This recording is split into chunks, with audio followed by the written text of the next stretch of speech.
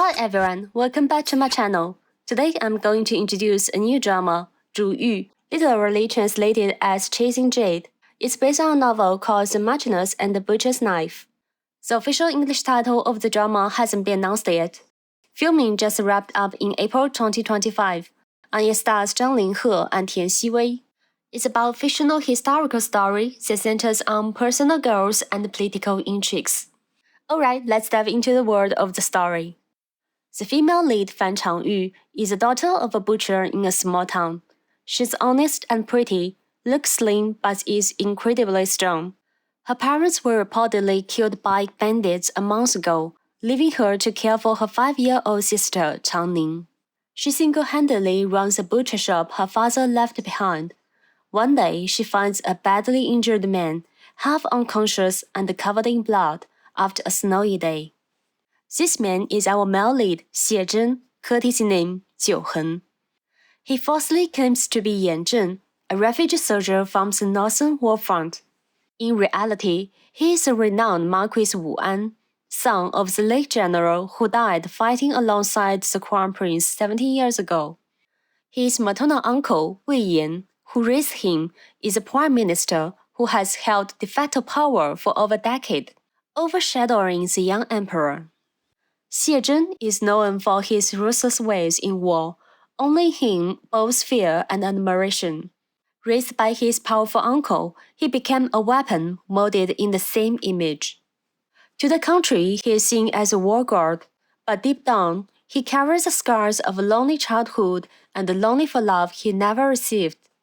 After he starts investigating a battle connected to his father's death 17 years ago, his uncle sets a trap to kill him in the battlefield.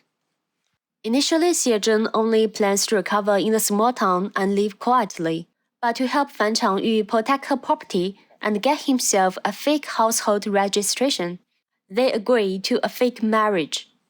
To Xie Zhen, she's like a wild weed, resilient, able to break through frozen soil and crush stone. He gradually grows used to life with her. However, their peace is soon shattered by assassins targeting Fan Changyu, and he realizes her parents' deaths are linked to the same incident from 17 years ago. After recovering, Xie Zhen returns to the army to seek revenge.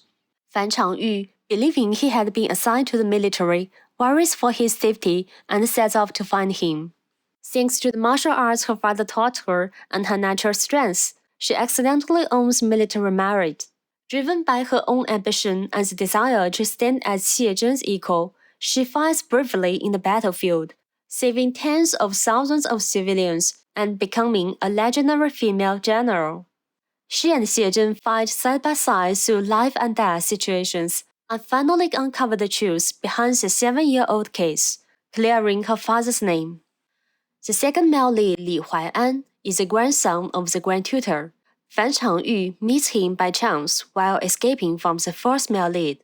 Though he appears to be a gentle scholar, he secretly participates in a political coup, believing it to be a righteous mission, which ultimately leads to a devastating war. He admires Fan Changyu, seeing her as the most sincere and passionate girl he's ever met, a sun whose light leaves no shadow for lies or corruption to hide. Now onto the villain brothers, the third and fourth male leads. The third male lead, Qiming, is actually a surviving imperial grandson from the Eastern Palace fire 17 years ago. He took the identity of Lord Changxing's eldest son, Sui Yuanhuai, who actually died in the fire.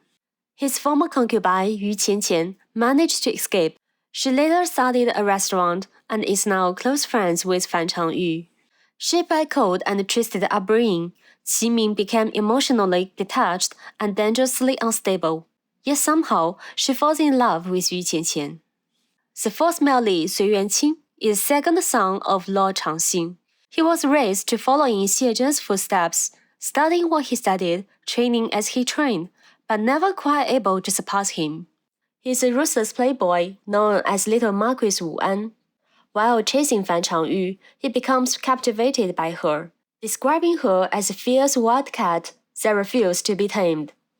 Alright, to avoid revealing too many spoilers, just in case the streaming platform decides to take this video down, I will leave the rest of the plot for you to discover once the drama airs.